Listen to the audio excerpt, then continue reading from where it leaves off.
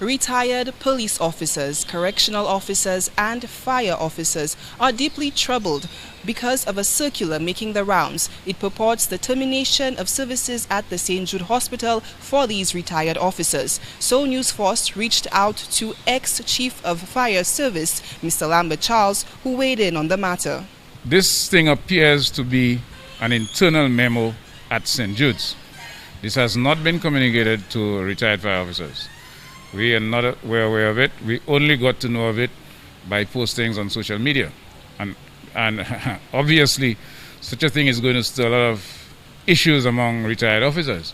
The circular with the subject line, "Termination of Services for Retired Officers," reads, quote, "Please note effectively all retired police officers, fire officers, correctional officers have to pay for their services. This is the information received from the respective ministries in keeping with the Protective Services Act."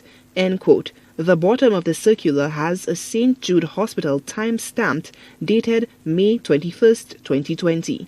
There is a cabinet conclusion number 455 of 1986, which clearly states that retired officers are entitled to free medical in St. Lucia.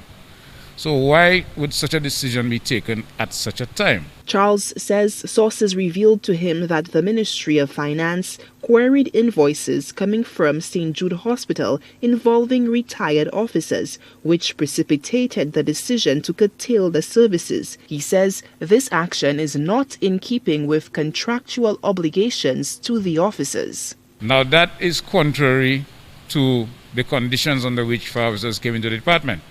They came into the department knowing that the medicals would be free.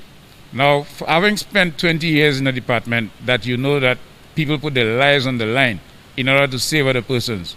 There would generally be job-related issues coming out of that. There would be illnesses or there would be injuries sustained while performing those duties. And don't tell me that in the hour of weakness where they are most vulnerable, that such a decision would be taken without informing them. So this is very strange for us, and we're not happy with it. According to Charles, a number of worried retirees have already reached out to him regarding the memo. The unconfirmed internal memo has stirred the pot, and Charles warns if the document is authenticated as true, action will be taken. We will have to meet as a body. We have a Retired Officers Association. We will meet as a body. We have spoken to the police, retired police officers.